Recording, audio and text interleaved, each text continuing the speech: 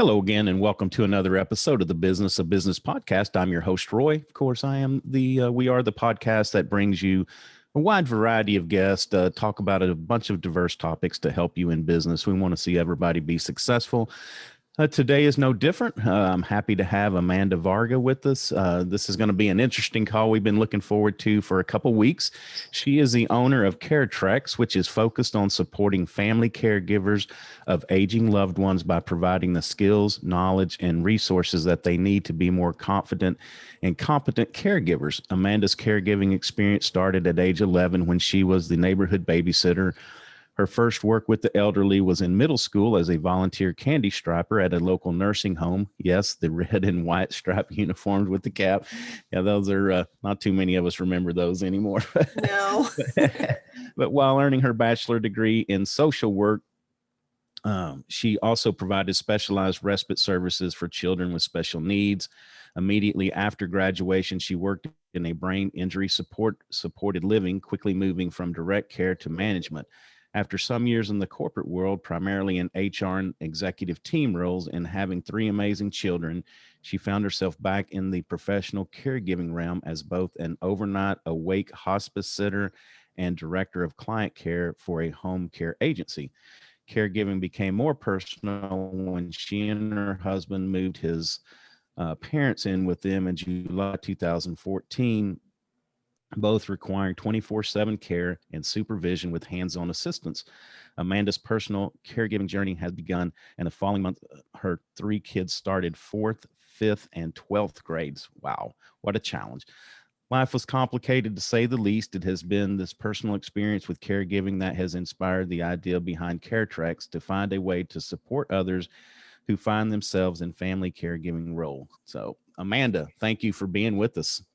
Thanks for having me, Roy. I really appreciate it. Yeah. I mean, we've got a lot to unpack, and I think we had a full episode length pre-chat, and we've chatted, multiple times before. Never a lack of a conversation for us to have, because this is something that I think we, both feel very passionate about. Most of my adult life working has been spent in the senior living, more on the business side with the analytics of sales and marketing and financials, but still, it's still dealing with this aspect of aging. And so I think, first off, I'm going to get you to talk. Let me just say this. Tell us a little bit about your journey getting here first before we get too deep, because, it's interesting. You've been on both sides of this equation, and then you are the typical sandwich generation is, at one point you were caregiving for parents, and you also had young children that still needed a lot of care when you have a fourth and fifth grade. I mean, that's, the 12th grader, they get where they can operate on their own, and they're probably more happy to be distanced from mom and dad anyway. But when you have young kids and if they were in your home, as all of this is going on in your home, oh my gosh, it's like, when do you ever get any rest?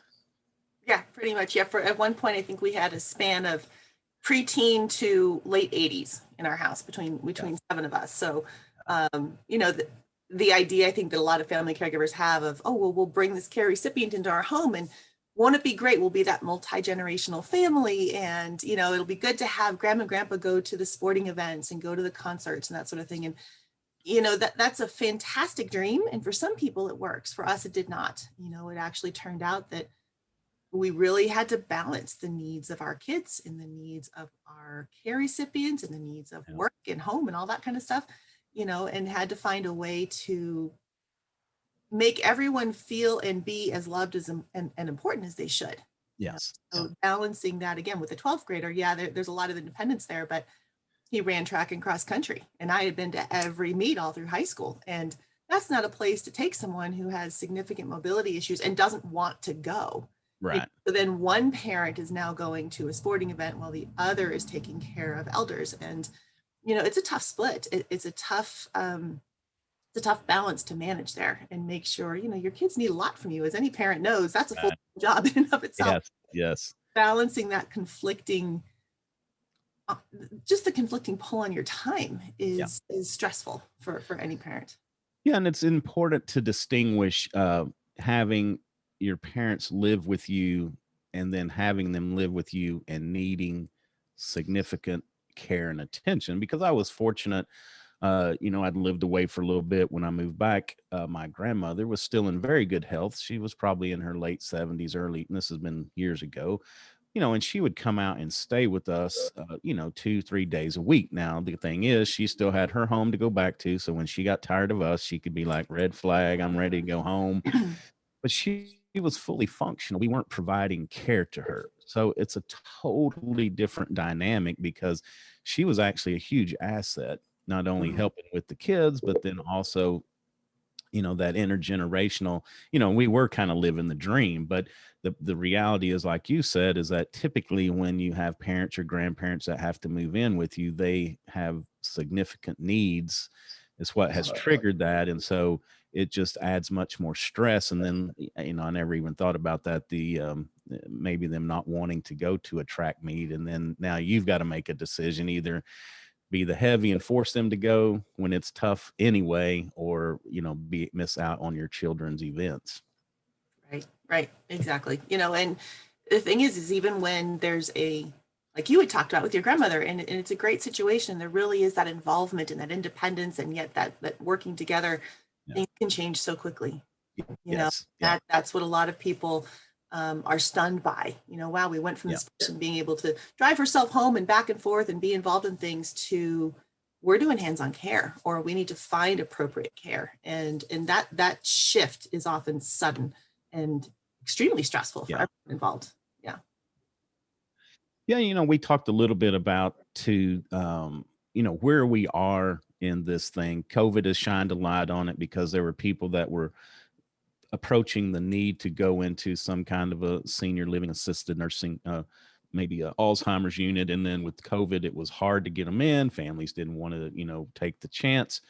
But, kind of setting that aside for a minute, I feel like we're kind of back in the 60s to 70s place, when it was kind of the topic was when women entered the workforce very, very heavily, about having childcare and the difficulties of childcare. And it always fell to the mom to juggle, the sitter, the events, the work, and all of that. But now we're kind of seeing that push become with our parents and taking care of elders in our families, is that it's begun to be a strain on our workforce. I mean, people have had to leave the workforce, which is a personal burden with the lost income, but also companies are losing a lot of good people. Right.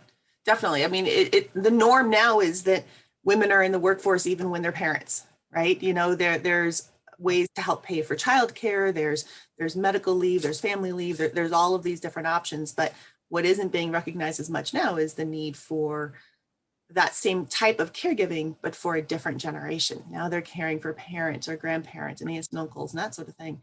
And that's what we're looking for, to have employers start to recognize that, because, statistically, if an organization is actually doing exit interviews, about a third of people who are leaving left because of care for an elder, and that's a big hit. So we need to find a way to help help employers support those employees, and either keep them in the or work around what they have going on.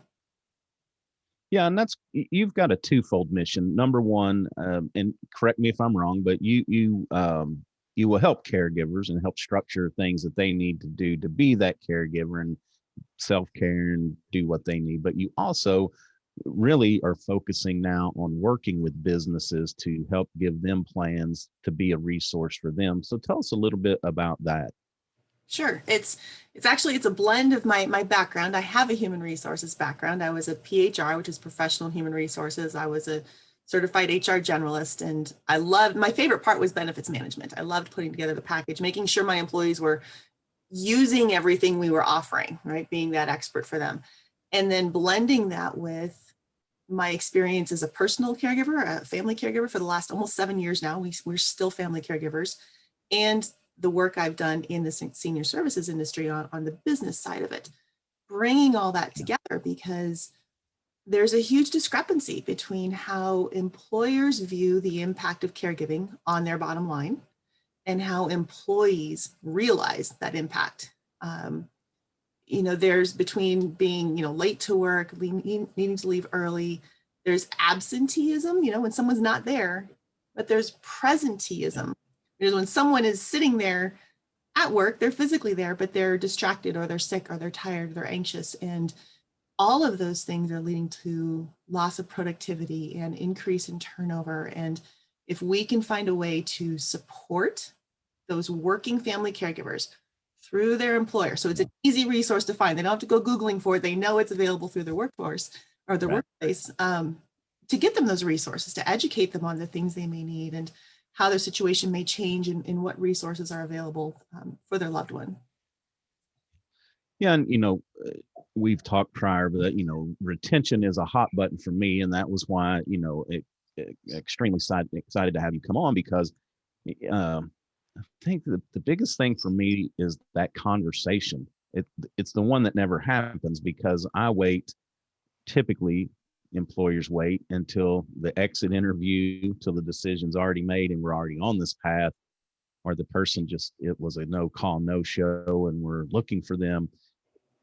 And this is why I encourage employers, managers, whoever will, to know who your employees are. You have to know about their life, and you can't get any more personal than they want you to. But if I know that my employee has an elderly person that they're dealing with, that maybe, I see a change in their attitude, a change in work, we can talk and say, hey, what's going on, and have this conversation before we lose the talent. Because, it's the last year has been a little different with being able to find employees. There's been a plethora of people that are looking for work, but prior to this pandemic, the workforce was tight. I mean, and it was hard. Businesses were struggling to find people, good people, to fill slots. And so it's going to get that way again, I feel certain.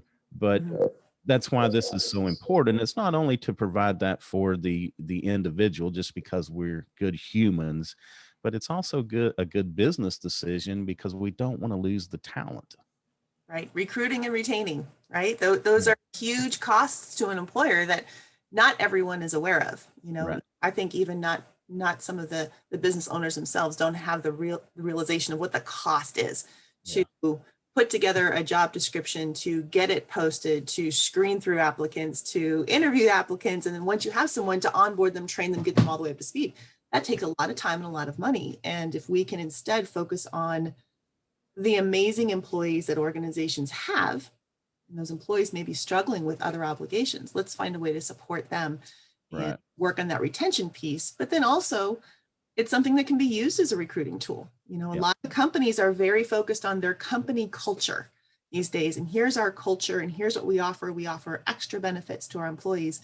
And having a component in there that encourages family caregivers of aging loved ones to apply, to know this is a good place for me to go. They understand better than others what may be going on in my life. I think that's incredibly important, because those employees, they're afraid to talk to management, because if I tell you that, well, my mom has moved in with us and it's kind of challenging, then when that promotion comes up or that transfer comes up, you have in the back of your mind as an employer, maybe this is more than they can handle. Maybe we'll pass them up this time. I'm doing them a favor, when that employee really wants to make this work. So, it's about that open conversation, like you said. Yeah. And I think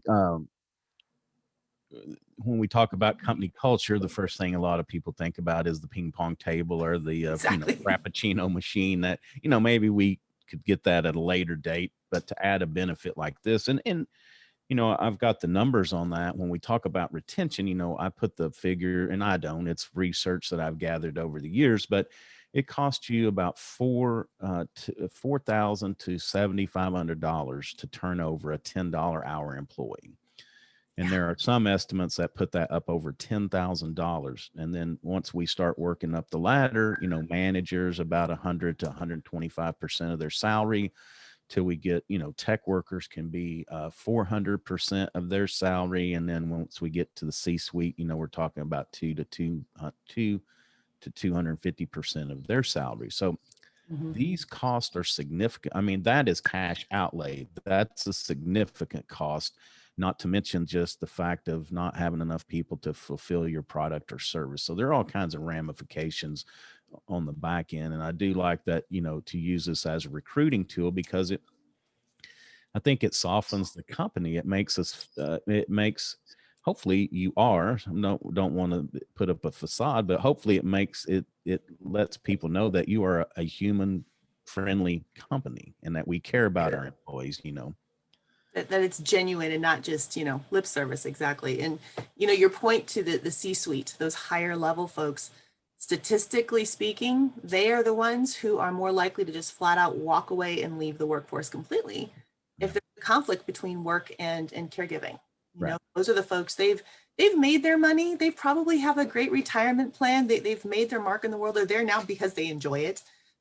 They've reached that pinnacle.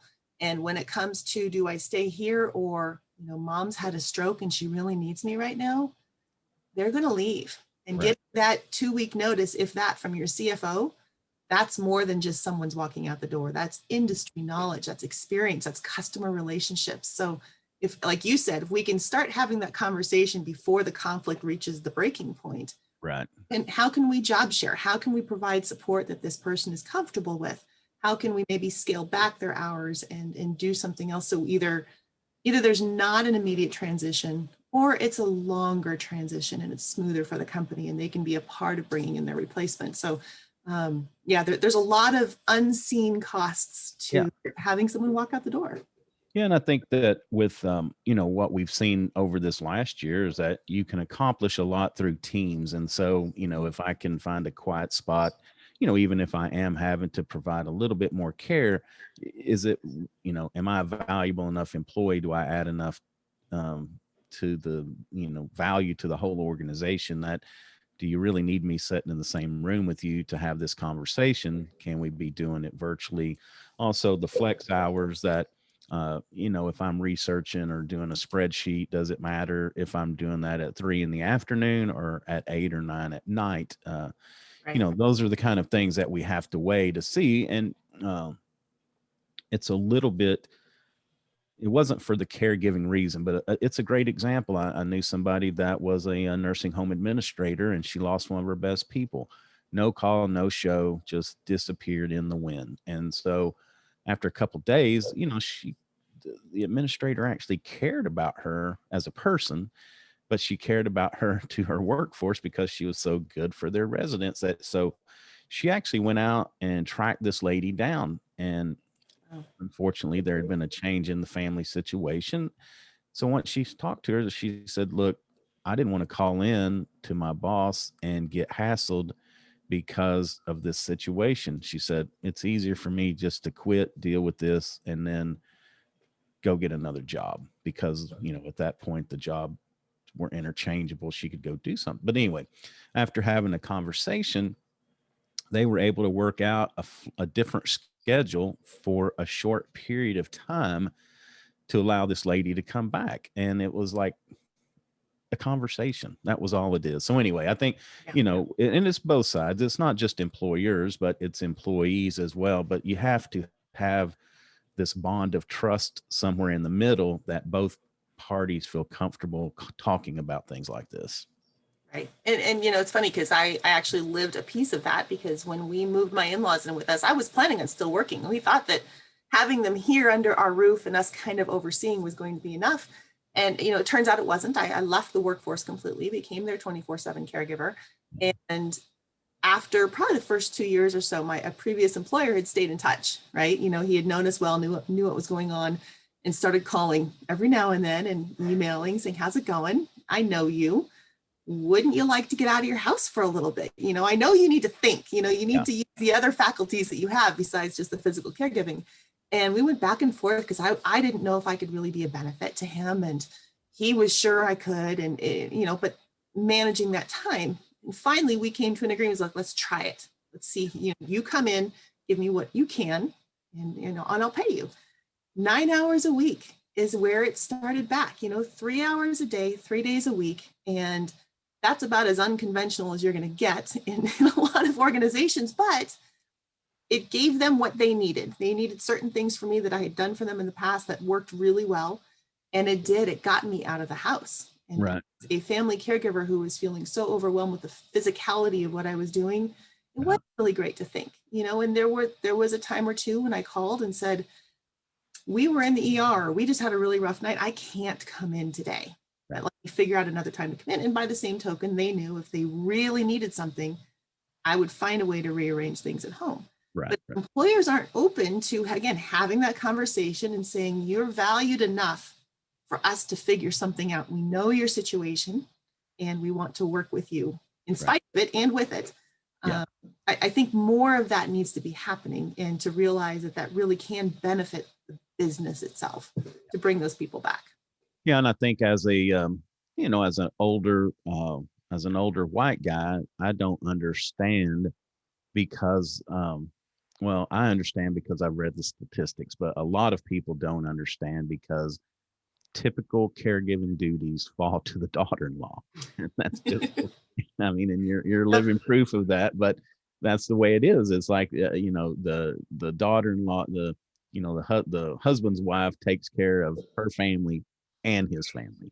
And that's not that's not just me looking around. There's empirical data that actually spells that out, that's how that goes. And so I think it's not, it's stopping for a minute to realize the position that this person is put into. And if you've never been a caregiver, it's probably one of the most difficult jobs that there is. And that's why there's such high turnover in the higher in acuity nursing homes and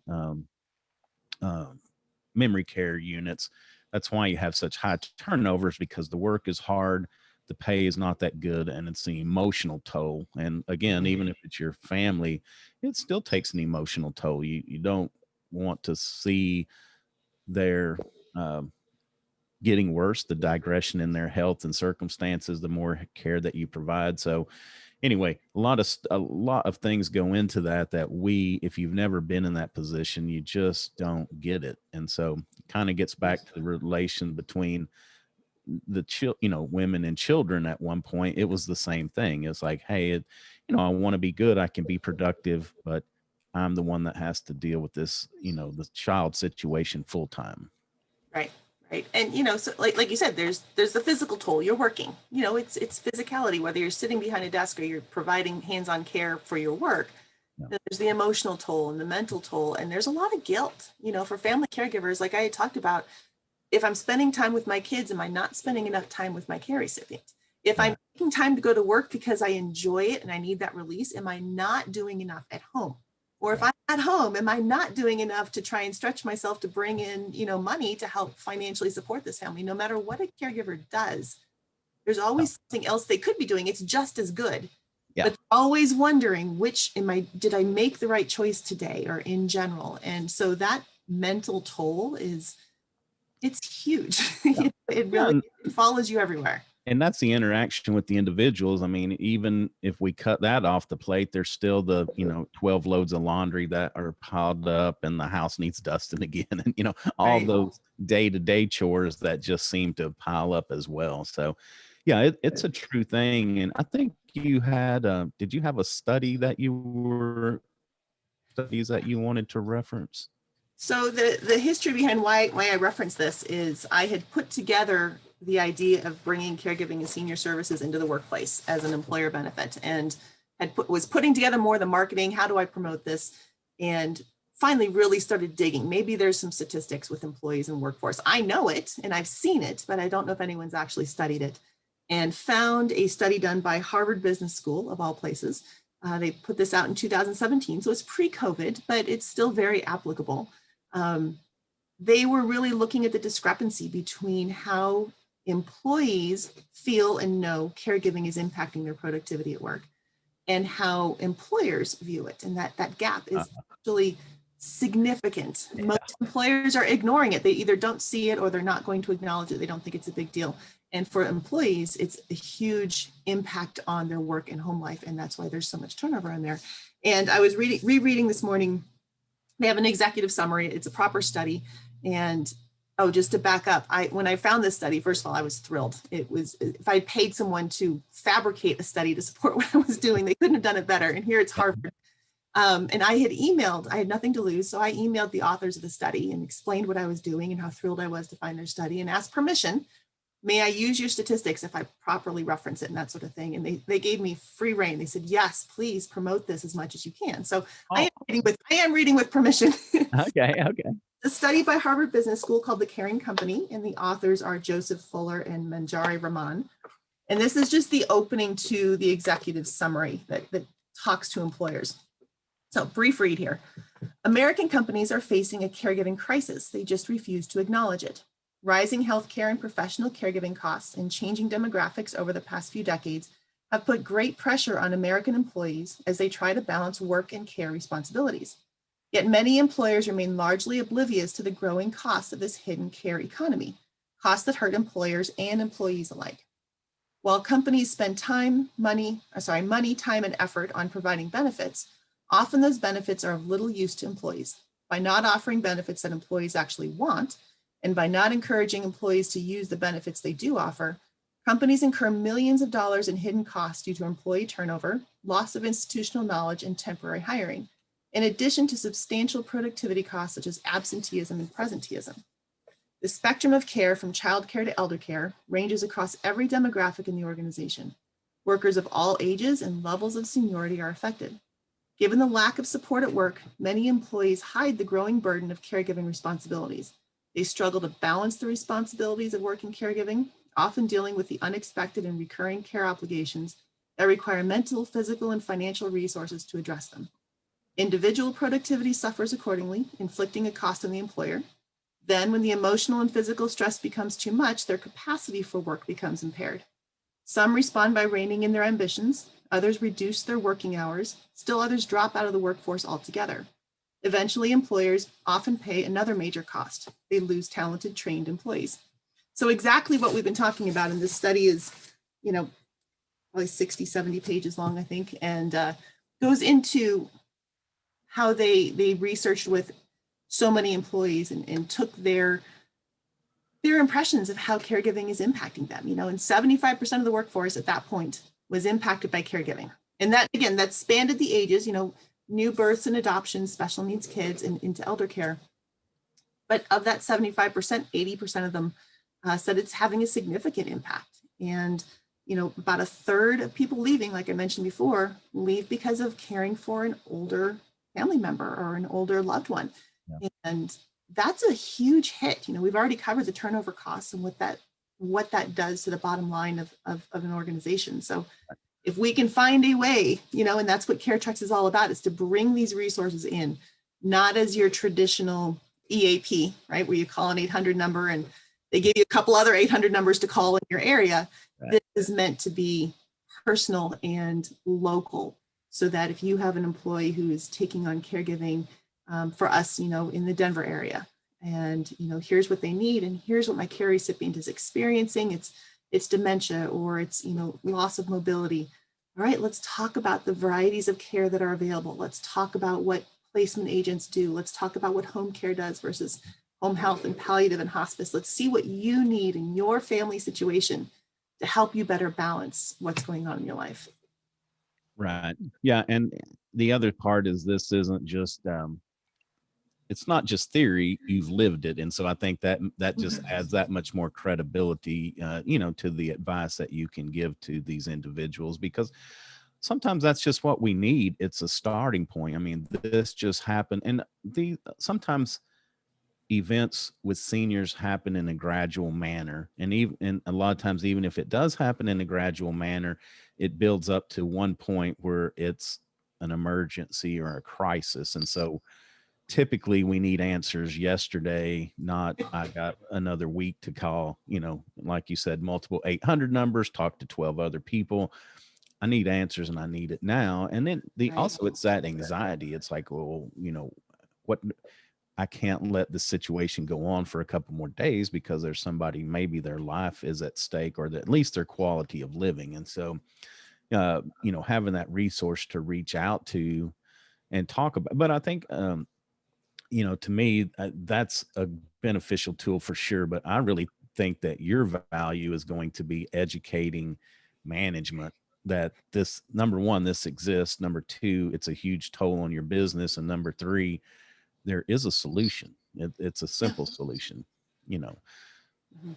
And like you said, encouraging those conversations. If an employer knows or employee knows that their workplace is, it's all about safe spaces these days. But if this is a safe place to talk about and say, hey, my mother-in-law is starting to decline. We're not sure what we're going to do. Right. Wow, if that person can be connected to education and resources at that point to say, well, here are your options. Here's what's available where your mom lives versus where you live if you want to move her in. Here's some things we can start working on far ahead of time so that a month or two down the road, when that crisis point has happened and a decision has to be made, no one's making it in a panic. We've already laid out some plans and it can be a smoother transition. And there's not that, again, that panic crisis mode of, okay, now we have to do something yesterday. Yeah, Instead, this is where it looks like we're heading. And if an employee knows there's someone they can easily access to have that conversation ahead of time, to plan ahead, and the employer is proactive with saying, we want you to access this as soon as you think you might need it, right, or we can head off a lot of that stress. Yeah. And I just lost my thought. It was a good one. It'll come back. Yeah, I guess it will. But yeah, so anyway, let's well, goodness, I've just totally drawn a blank. It was such a good question too. Anyway, so the other part of this too is like the dealing with kids. I mean, it's like, okay, for you, and that's what I think another thing that we have to take into consideration is nowadays. Oh, I know. Sorry, I just had my thought came back. I just read a study this morning that said it was basically saying since 1950 to 1977, we extended our lifespan in general due to medicine and medication and things like that.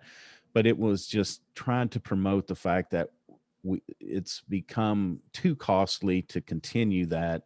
So there's this cost benefit that we're losing. But it was just saying that if we're going to extend it another 10 years in the future, that this is all going to come back to lifestyle. And so it's not only lifestyle of the seniors that we're caring for. I think we have to look at the lifestyle of the individual providing the care because of the high stress. I mean, and there's again, this isn't my thinking. There's empirical evidence that says, and I've seen a couple studies, but when you have a very high need care individual, let's say somebody with dementia, and you're providing all the care at home, the caregiver will typically die 60 to 70% before the individual who's got the dementia diagnosis. Yeah, there's so much stress and pressure put on the care recipient or the caregiver, and yes, it's hard to promote self-care for others when I'm still working on it myself. Yeah. I make sure that my kids get to all their doctor's appointments and that my care recipients got to their doctor's appointments and they have appropriate care and the meals are as appropriate as possible for what they may need. And I haven't been to the doctor for anything other than an urgent need for probably 6 years, and I know that's wrong. I know I need to prioritize that, but it feels almost self-indulgent. And that's something for caregivers, myself included, that we need to get over, that taking care of ourselves and taking time to step back, making sure our physical needs are met is not indulgent. It's necessary, because what happens when we fall apart? And we've had that. I have been laid out just sick as a dog because my body finally said, you're done. And, then everything else kind of falls apart. And it's the constant. Yep. When you're working in the caregiving industry as a profession, it's stressful as well, but you're able to go home and decompress to a certain extent. You have this safe place to go to relax and put your feet up. When you are a caregiver in your home or in a loved one's home, or even if you're overseeing their care locally, you stop by mom's place after work every day, or you check on dad every morning before you go in. It's so many layers of responsibility. And, that does it. It kind of drags someone down, even when they don't notice it. They're plowing through because, maybe they think this can't last that long. I can do this for a little while. Right. As you said, we're living longer, and that little while can be a whole lot longer than we anticipate. And yeah, the stress on the caregiver is significant. Yeah, because even though dementia diagnoses are terrible, uh, people can linger for 8, 10, 12 years in that state, and it just gets worse and worse and worse. And so it's not like you said, sometimes that it's that time horizon, or we start care at home, and then it makes it even harder to try to get them, outside help. Let's just say, move into a dementia unit or something like that. Mhm. But another cost center that you just brought up too is the health of the worker. Now, they're burning the candle at both ends. They get sicker more often, and I think that is it's really guidance that you can also give them too, is on that self-care. And it's like, do as I say, not as I do. We're all that way. We don't, we don't I'm follow our working own on it. I'm advice. getting much better. Right. We don't follow our own advice, but there are things that you have to do. And the other thing a lot of people don't understand, I think, is that there are respite providers.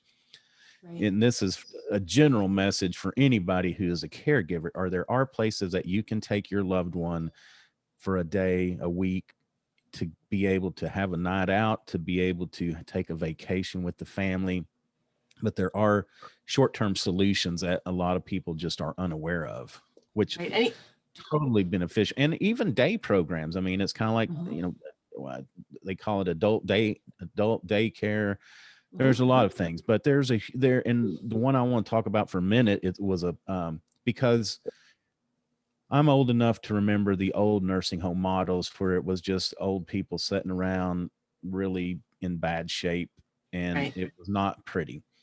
But there's a place out of Houston, and I know there are places all over that do this, but this was just a model that their participants, as they put it, they had art projects, they went to art museums, they were out doing stuff, and it was so stimulating for the people that partake in it, but also it was a good peace of mind for that caregiver, that you were dropping them off at a place that they love to go and that was very good for them, not Mhm. some place you drop them off and you just cross your fingers that everything's going to be okay for a couple hours.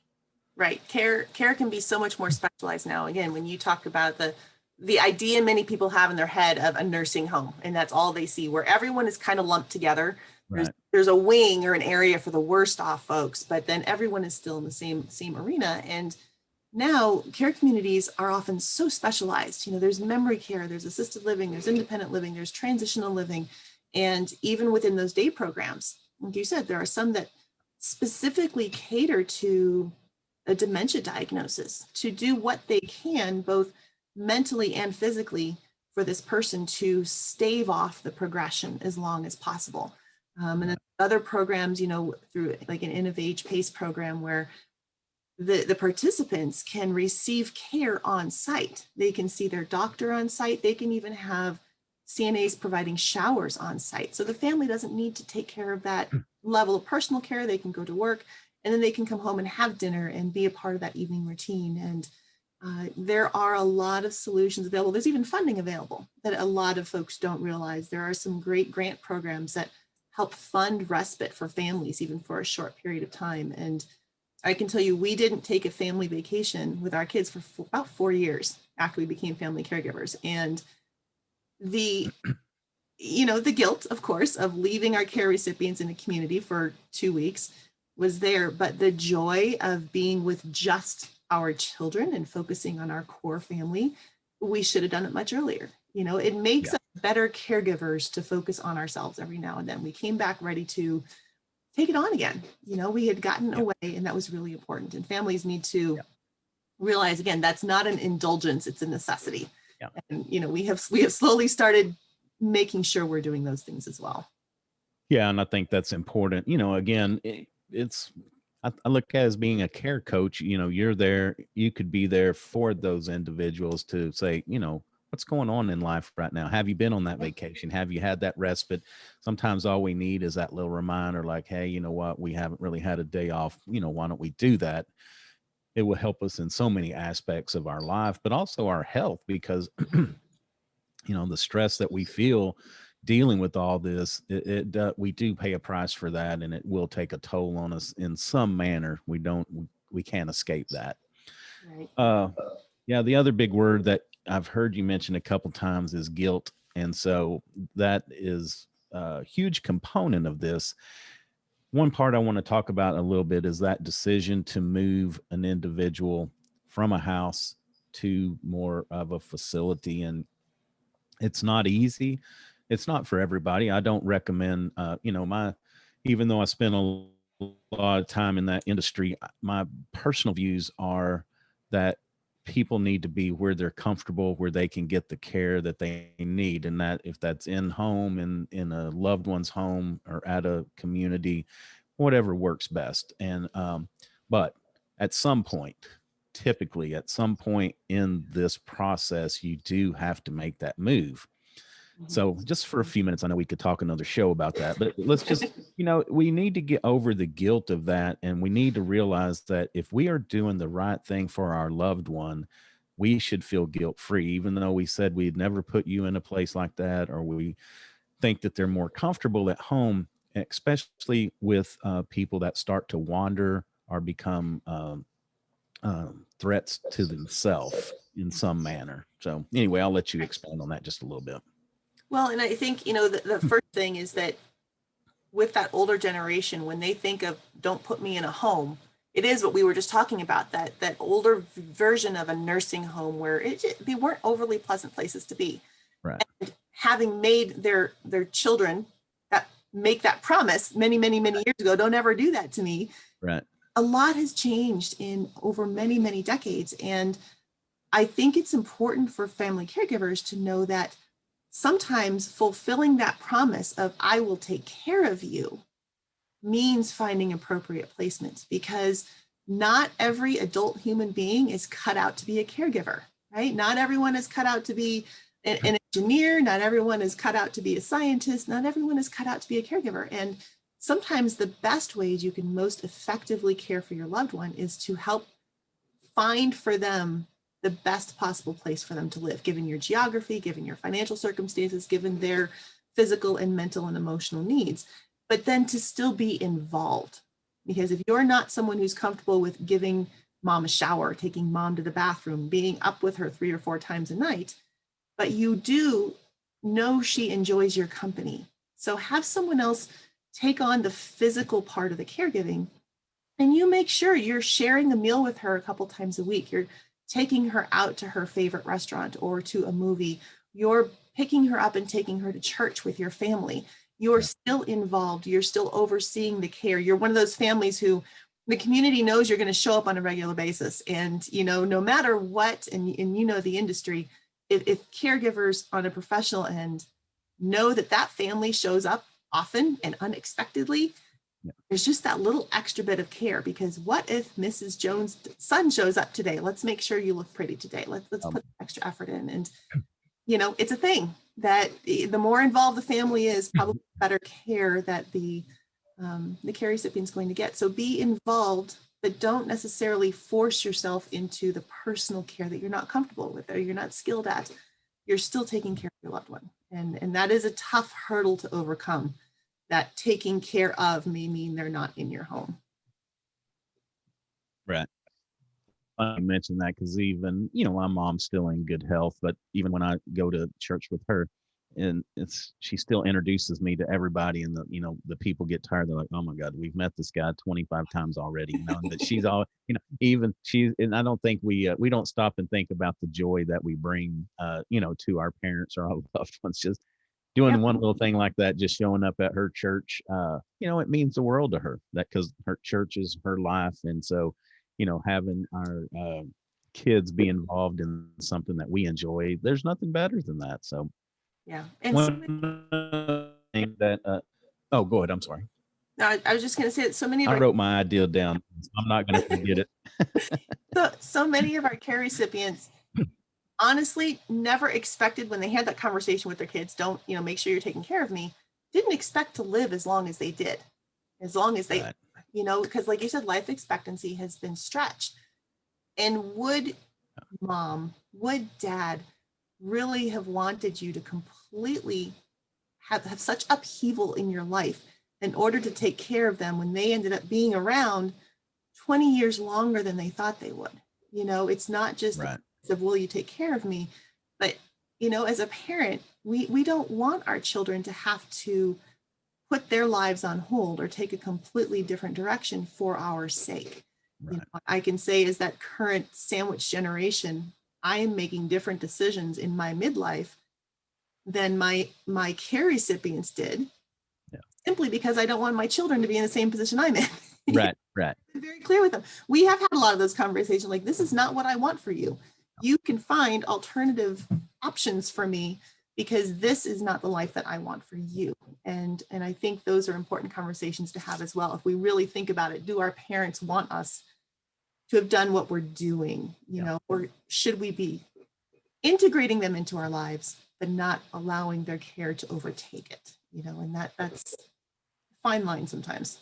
Yeah, and having that starting that conversation now and, absolving your kids of that responsibility, I think it's huge. Right. It's like, I want what's best for you, for me. Just, I'm happy come by and see me every now and then. That'll be fine. So, Exactly.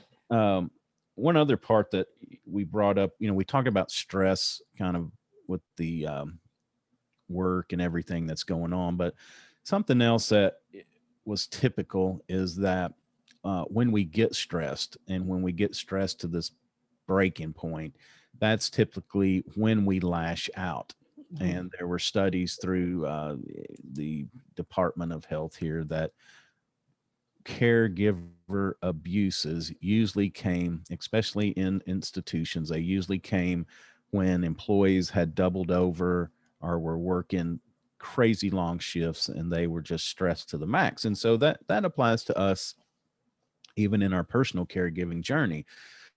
The more stress we get because work has got these responsibilities I'm trying to handle, we got kids that have activities we're getting to, the laundry, the dinner, the extra child, the husband's like, hey, when's dinner gonna be when's dinner gonna be ready, so it's Right. that all this stuff, and then we can lash out at the person that we're caring for more, or the potential is there, not everybody, but the potential is there. And so this is another great reason for this respite self-care. If we're in a good place, then of course we handle things better, but we just don't want to say or do something that we will regret because Mhm. we've let ourselves get to that point.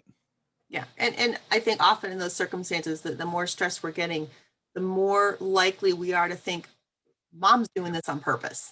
You know, if Yeah. there's a dementia diagnosis and we knew how she was for all of those many, many years and she cared for everyone, and maybe there were those personality conflicts as there are between kids and parents, and it suddenly becomes that bitterness of she's doing this on purpose. She's repeating that question on purpose. I told her that 20 times. And we start blaming the person as opposed to the disease process that they are going through Yeah. and level of frustration. And I think that's where education and support certainly come into play, and the ability to step back. You know, when you're a new parent, right, you're educated that if you have reached that point, you put your child in the crib or the playpen or wherever it is, put them in a safe place, let them cry, walk away for a little bit. Right.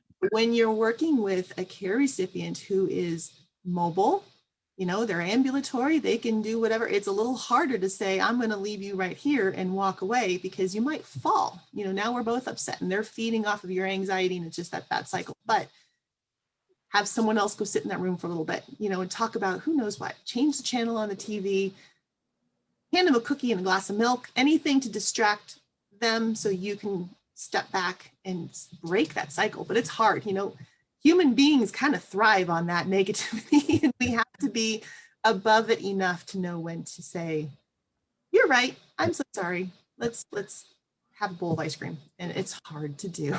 Yeah, it is. Well, before we wrap it up, did you have another study that you wanted to reference before we go? You know, I had just come across one. I haven't had time to go through it all. It's about 107 pages. Okay. Okay. For any employers who are wondering and wanting to do a little research on their own as well. So we have the Caring Company from Harvard, but AARP had a research report just called Caregiving in the U.S. 2020, and it's also really just supporting everything that we've been talking about and giving a little bit more recent statistics, and um, especially talking about, I focused on that impact between employee and employer, the working caregivers, that sort of thing, and the help that caregivers need. One thing that jumped out at me was that 62% of caregivers need help with at least one caregiving topic. There's at least one thing that they aren't sure of. And the top two, they actually tied at 26%, were keeping their care recipient safe at home and managing their own emotional and physical stress. Those are the top two things that caregivers are wanting information on. I mean, there's, end of life discussions and paperwork and eligibility and things to do with their care recipient, but the top two things are, how do I keep this person safe at home? And how do I deal with what I'm dealing with? And I think it's important to know that if we can, again, bring a resource to these folks easy, rather than having them need to search and find out what happens to be out there, but make it a single phone call to say, what do I do? And Right. get connected to resources. It's just really important. There's a lot of need out there, and there are so many resources, but they're not finding each other. And that's really what CareTrex is meant to do, is to bridge that gap and get the right people to the right resources. Yeah, awesome. And that's kind of where I was going to go next. But before we get to that, even what is a tool? Is there a tool or a habit, something that you do every day that helps add value to your life? Maybe even helps with this caregiving component that you're providing? Uh, Kind of depends on the day. Yeah. But, I think it's really the realization of how stressed I was, especially in those first couple of years. I've done this professionally. You would think that would translate easily into, home life, and it doesn't always. It's a different circumstance when it's your own family members and it's in your own home. But the lessons I learned in those first couple of years about taking care of myself have been incredibly important. And I'm definitely a woman of faith, and so having that daily devotion, that time to step back and kind of focus my day. I'm a list maker. I love checking things off the list, but calendars and feeling like I'm organized really helps, but also knowing when to call. Yeah. And say, hey, this has changed. What do I do? And making it okay to reach out. We've had things go wrong in our house early in the morning, and I've canceled my professional day. Like, I'm so sorry. You guys know I'm a caregiver, and that has to take priority now, and being okay with making a phone call and figuring it out later. So there's not one thing, I don't think, but other than knowing yourself and your situation and understanding those resources. Okay. All right. Well, again, I know you just touched on it, but repeat again, if you don't mind, just, who can you help? Of course, how can you help them, and how can they reach out and get a hold of you? Sure. So we'll start with reaching out and getting a hold. So CareTrex, CareTrex. I get a lot of CareTrax, and it's CareTrex. The website's easy. It's caretrex.com. I'm on LinkedIn, Amanda Varga, BSW. I have a social work degree. I've got an Instagram. It's under CareTrex as well. Those are all great ways to reach out and get to me. On the employer side, the focus right now really is bringing these resources into the workplace, and that the cost of bringing in a benefit like this is minimal compared to even a single employee turning over and needing to recruit a new one. And if you're going to talk the talk of having this great culture and we support our employees, this is a component that needs to be added to it to help support those employees as they become caregivers. And even if right now workforce, they don't see a whole lot of that. Only 10% of my employees say they're caregivers right now. Well, those 10% are saying it. There's probably quite a few who aren't. And it doesn't mean they won't be tomorrow, because mom or dad having a stroke or having a fall or experiencing an illness, it happens suddenly. You don't get 2 weeks notice on that. And people find themselves in situations that are going to require their efforts and their time being put elsewhere. So let's make resources accessible. Let's make access to information easy through the employer. Yeah. And just for goodness sake, have the conversation. Like you said, maybe 10% have verbalized it, but there's probably another 10 or 20% that have been scared to say anything. And again, another great point is things change on a dime. As you're going through life, it's all good, but all it takes is one fall, one incident, and all of a sudden you're put in that position. And so, how to deal with it. So anyway, y'all reach out. If you're a business, reach out, talk to Amanda, see how she can help you provide this benefit for your employees. But also, if you're struggling with that, being a caregiver with self-care, with some of those things, reach out. She'll be able to help you in Sure. that respect as well. So thanks so much for taking time out of your day to be here. Certainly do appreciate it. That's going to do it for another episode of the Business of Business podcast. Of course, I am your host, Roy, and we are on all the major podcast platforms: iTunes, Stitcher, Google, Spotify. If we're not on one that you listen to, please reach out. We're on all the major social media platforms, as well as at www.thebusinessofbusinesspodcast.com. So till next time, take care of yourself and take care of your business.